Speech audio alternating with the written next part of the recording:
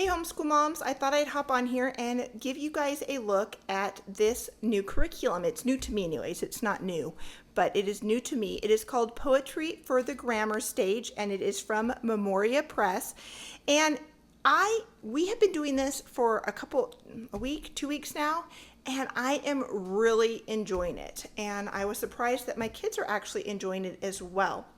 So let me talk a little bit about what it is, what I have here, and how it all works.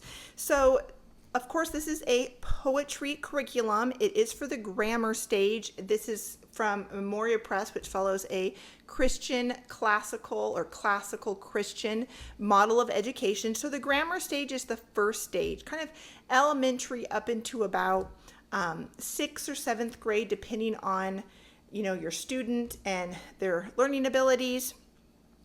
And it is a poetry curriculum. This whole curriculum is not meant to be done in 1 year. It's meant to be done over 2 or 3 years, where you are adding this in to a literature curriculum that you're already doing, and you're just picking a few poems to do throughout the year, and then the next year you'll pick several more poems to do in between the other literature that you're doing. We're going to try to get through a good majority of this year. This is going to be kind of one of our main literature options that we're going to be doing. We also have a couple Memoria Press literature guides that my kids are going to be working through, and in between them doing those, we're going to be doing this poetry for the grammar stage. I'm having my 5th grader and my 7th grader do it, and so let me show you what you get. The first one is this poetry for the grammar stage anthology, and what this has is all of the poems that your student is going to be reading in here, and so they can just open up and read the poem that you guys are on. You ideally would have one of these per student that you're teaching. All right, the next thing is the student guide. You will need one of these per student because they will be working in this. This is like their workbook. And let me just show you kind of how it's set up and works. So let's go over here. This is the Grasshopper Poem. And so what your students would do first is you would read it in the Anthology book. You'd find the poem in here and read it with them. And there's more to it than just reading it with them. I'll show you that in a minute with the teacher's guide. But then after they've read the poem, they have the poem right here to look at again. They are going to then draw a picture. They're going to copy the poem over here in the space, so you can use this as handwriting practice if you want. And then there's some other things here. There's always some vocabulary to help them understand maybe some of the words in the poem that are a little bit more difficult. There's an area where they're going to analyze the poem and some comprehension questions as well. Let me show you another one over here just to give you an idea. Another idea. So here's our house, and we've got the poem where you draw a picture, copy work, vocabulary, where you're going to analyze it. Here they're analyzing the rhyming structure and some comprehension questions. So again, you're going to need one of those per student. Now, if you've noticed something, you don't necessarily need this anthology if you don't want to purchase it, because the poem is actually written out in the student guide. I want to call it a student workbook, but they call it a student guide. It's already there. I actually appreciate having the anthology though, because when we're reading the poem, my kids aren't distracted at looking ahead at what they need to do, what questions they need to answer. And it also has a nice picture to look at for a lot of them. And it's just been fun for my kids to flip through and see the different poems.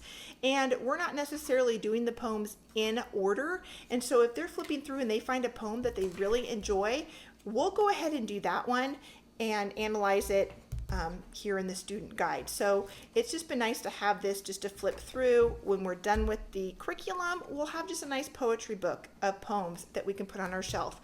But just letting you know, this is not necessary because the poems are written out here in the book, the student guide. All right, the last thing is the teacher guide. Now, the teacher guide really is just the student guide with the answers.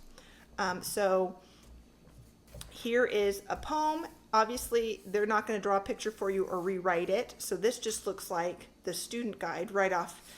And then we have the vocabulary, the analyze, and the comprehension questions, and they've put the answers in there for you as the teacher. But there's a couple other helpful things in here, and as you can see, I have tabbed them.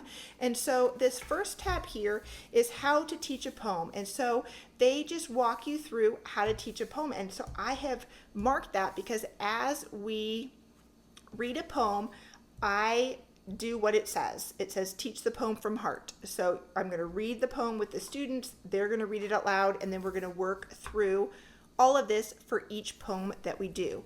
I also have a tab on the poem that we're actually on that we're going to be doing next. So we're going to be reading the Hayloft next. Unless my kids find another poem that they're more interested in, then I'll move the tab over and we'll do that.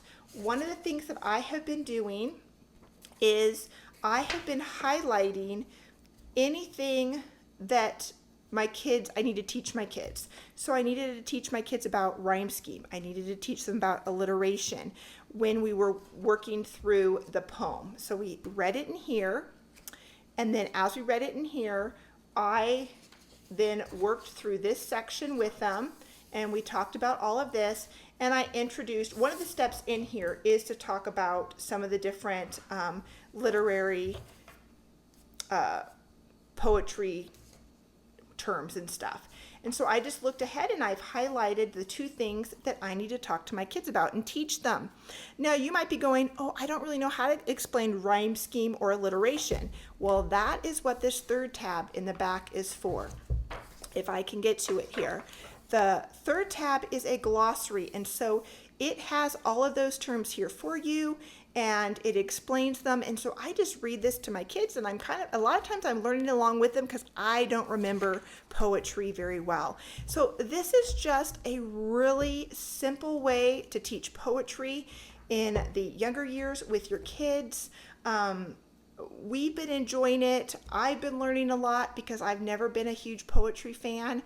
And so doing poetry and teaching poetry has never been super thrilling for me or even on the top of my priority list. But this really has made it easy for us to incorporate poetry and enjoying poetry and understanding poetry a little bit better. So if that is something, if you're thinking, I have not taught my kids poetry, I'd love to have something to help me in teaching that, this is a great option. It's a great resource. Anyways, hope that's helpful. Again, questions, comments, leave them down in the comment section of the video, and I will see you guys soon in another video.